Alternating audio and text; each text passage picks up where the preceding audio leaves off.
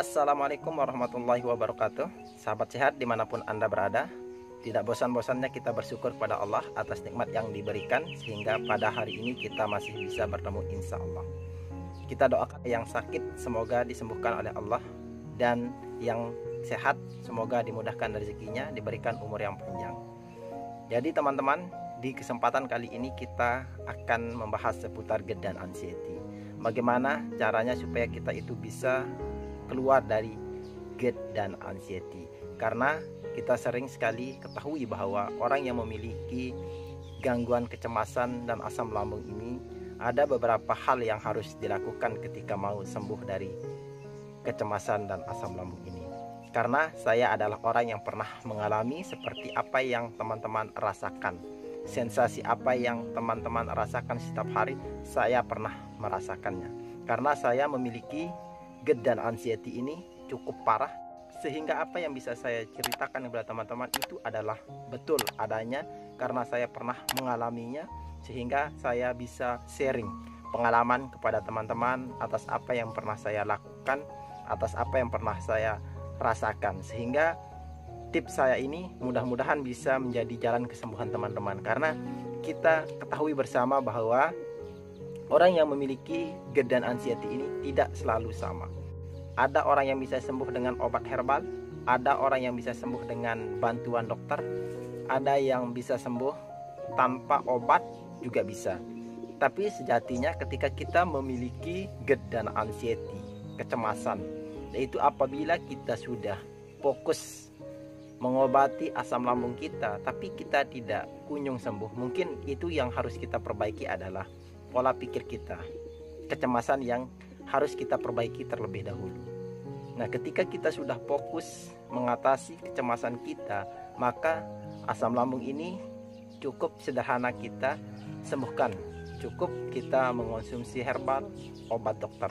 Hal yang harus diperhatikan untuk teman-teman yang harus dilakukan yang pertama yaitu adalah kunjungi dokter atau tenaga ahlinya. Jangan sekali-kali Anda itu mendiagnosa diri Anda saya memiliki GERD dan anxiety. Sebelum Anda mengunjungi dokter, jangan mendiagnosa diri Anda.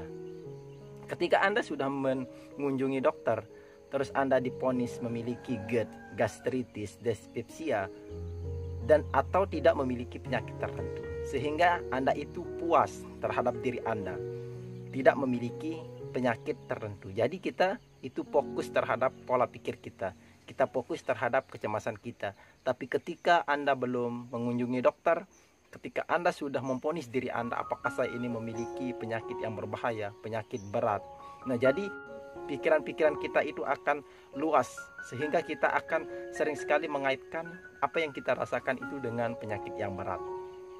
Oleh sebab itu, pertama adalah kunjungi dokter. Yang kedua yang harus teman-teman lakukan yaitu adalah jangan sekali-kali itu Anda mengeluh. Jangan Anda mengeluh dengan apa yang Anda rasakan setiap hari. Karena apa? Ketika Anda mengeluh dengan keadaan Anda, mungkin itu yang dapat menghambat proses penyembuhan Anda dari GERD dan anxiety. Karena kenapa demikian? Sedikit sensasi yang kita rasakan, mungkin kita sering sekali mengeluh. Apakah ini hanya saya yang mengalami GERD dan anxiety? Apakah sendiri saya mengalami penyakit ini? Sehingga kata-kata terus terjadi, terulang. Apa dosa yang pernah saya lakukan sehingga saya mengalami penyakit ini? Nah, jadi kata-kata mengeluh itu tidak boleh Anda ucapkan untuk diri Anda ketika Anda mengalami GERD dan anxiety. Usahakan perbanyak bersyukur. Karena salah satu yang bisa membantu kita untuk keluar dari GERD dan anxiety ini adalah bersyukur. Serahkan kepada Allah atas apa yang kita alami dan kita rasakan. Selanjutnya yang harus teman-teman tanamkan ketika Anda mau keluar dari GERD dan anxiety, jangan Anda merasa bahwa hanya diri Anda yang mengalami GERD dan anxiety. Banyak teman-teman kita di luar sana juga penderita GERD dan anxiety. Coba Anda lihat di grup Facebook, di grup WA, begitu banyak orang yang mengalami kecemasan, yang mengalami asam lambung, yang mengalami sensasi setiap hari. Nah, jadi kita bisa bersyukur dengan kita melihat teman-teman kita, saudara-saudara kita yang memiliki GERD dan anxiety. Jadi kita itu berusaha melihat ke bawah. Jadi ada orang yang lebih parah daripada kita. Nah, jadi itu yang akan membangkitkan semangat kita untuk sembuh dari GERD dan anxiety. Selanjutnya, apa yang harus Anda lakukan? Jangan sekali-kali Anda mengucapkan bahwa kapan saya sembuh, kapan saya itu bisa beraktivitas kembali. Jangan sekali-kali Anda itu merasakan, memikirkan hal-hal itu. Ketika Anda mengatakan kapan saya sembuh, kapan saya bisa beraktivitas, itu akan menghambat proses kesembuhan teman-teman. Karena setiap hari kita merasakan, setiap hari kita memikirkan kapan saya bisa sembuh dari GERD dan anxiety.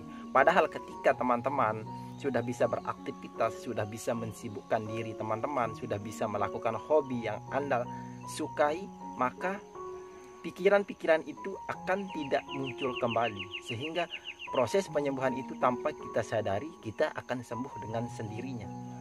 Jangan sekali-kali sedikit sensasi, kapan saya sembuh? Ya Allah, apakah ini saya yang mengalami? Tapi ternyata teman-teman kita banyak yang mengalami. Artinya ketika teman-teman itu mengeluh setiap saat dengan kondisi yang teman-teman rasakan. Sebenarnya cukup sederhana apa yang kita harus lakukan, apa yang kita harus perbuat untuk mengatasi GERD dan anxiety. Dan ingat teman-teman, kurangi teman-teman itu searching di Google terkait dengan penyakit yang teman-teman rasakan. Sebelum teman-teman periksa ke dokter, jangan sekali-kali Anda men-searching di Google, karena itu berbahaya, berdampak buruk terhadap pikiran teman-teman. Karena ini yang pernah saya lakukan ketika awal saya terkena GERD dan anxiety ini, karena saya bingung apa yang harus saya lakukan. Apakah ini adalah penyakit GERD dan atau kecemasan, saya tidak tahu. Ketika ada BAB warnanya hitam, maka kita akan mencari di Google. Nah, jadi pasti akan kelihatan di Google bahwa pasti muncul di pencarian ada penyakit yang berbahaya, seperti ada penyakit usus. Nah, jadi ini akan membuat kita itu semakin cemas, semakin panik. Oleh sebab itu, jangan mencari di Google terkait penyakit apa yang teman-teman rasakan sebelum Anda periksa ke dokter. Karena ketika Anda sudah periksa ke dokter, terus semua kondisi badan teman-teman itu sehat, tidak ada penyakit, maka kita fokus, kita puas terhadap diri kita bahwa kita ini adalah orang yang sehat.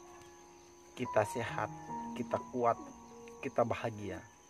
Jadi ini adalah step yang harus dilakukan ketika mau keluar dari kecemasan ini. Intinya adalah ketika teman-teman itu sudah bisa beraktivitas ringan, bisa jalan pagi, silahkan latih. Harus dilatih. Setiap hari Anda itu jalan 50 meter. Mungkin pertama kali Anda itu takut, jantung Anda berdebar ketika mau melatih, diri Anda baru berjalan, mau olahraga. Tapi itu akan Anda rutinkan latihan setiap hari selama 1 minggu, 50 meter bertahap demi bertahap, keesokan hari 70 meter. Nah, jadi ini yang harus Anda lakukan. Karena apa? Ini yang pernah saya lakukan teman-teman. Awal saya terkena GERD dan anxiety ini sekitar 3 bulan pertama baru saya bisa itu jalan kaki, latihan. Karena sebelumnya pergi ke kamar mandi aja rasanya sangat sulit dilakukan. Nah, ketika sudah agak ringan, mendingan, jadi saya itu melakukan latihan 50 meter jalan di pagi hari. Nah, jadi ini terus saya latih. Sehingga 1 bulan baru saya bisa menjalan 100 meter, 200 meter, tetap setiap hari saya lakukan. Dan tanamkan semangat untuk saya itu bisa sembuh. Dan tanamkan semangat saya itu bisa sembuh dari GERD dan anxiety psikosomatis ini. Semoga di kesempatan kali ini bisa memberikan teman-teman motivasi, semangat untuk bisa keluar dari GERD dan anxiety psikosomatis ini. Penyakit ini tidaklah berbahaya, tapi pikiran teman-teman yang membuatnya berbahaya. Assalamualaikum warahmatullahi wabarakatuh.